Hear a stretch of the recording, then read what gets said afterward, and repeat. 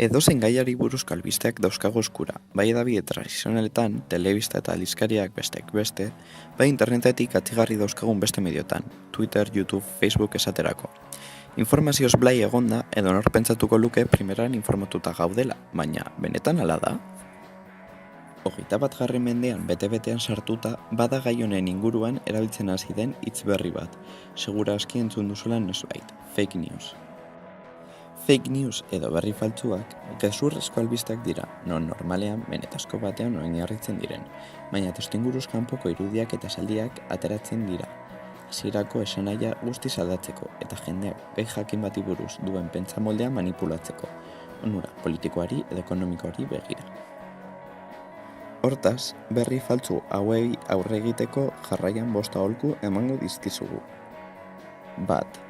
Albiste bat irakurtzen duzunean, konprobatu informazioaren iturria eta beregila. Albiste faltsu gehienek ez dute iturri fidagarririk, eta anonimotasunaz aprobetxatzen dira. 2. Bidaltzen dizkizuten irudiak balitezke egiazkoak ez izatea, erraz editatu daitezkelako programa batzuen bitartez. 3. Pentsamendu kritikoa erabili. Esaten dutena sinetsi baino lehen, gaiari buruz zeure kabuz hausnartu eta ikertu, iturri desberdinetako informazioa konparatuz. 4. Kontuan hartu erabilia izan zaitezkela, berri faltsuak edatzeko jendea behar dute, zu barne, ez parte hartu hauen edapenean.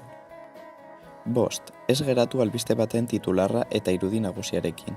Normalean, sentsazionalistak baitira eta jendearen erreakzio azkarra bilatzen dute. Hau guztia esanda, espero dugu aholku hauekin berri faltsuei aurre egiten kapaz izatea. Ez ahaztu zu kontrolatzen duzula zer sinesten duzun ta zer ez.